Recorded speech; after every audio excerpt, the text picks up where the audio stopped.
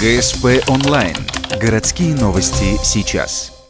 25 тысяч рублей. Столько может стоить знакомство с сомнительными личностями в ночных клубах. Так ухтинка 69-го года рождения привела из бара домой воришку. Предприимчивый молодой человек в процессе распития спиртных напитков решил уединиться с дамой сердца. Та даже не заметила подвоха, а утром проснулась без денег и личных вещей. Подозреваемый сумел каким-то образом снять прямо с нее золотые изделия и каким-то образом похитил денежные средства.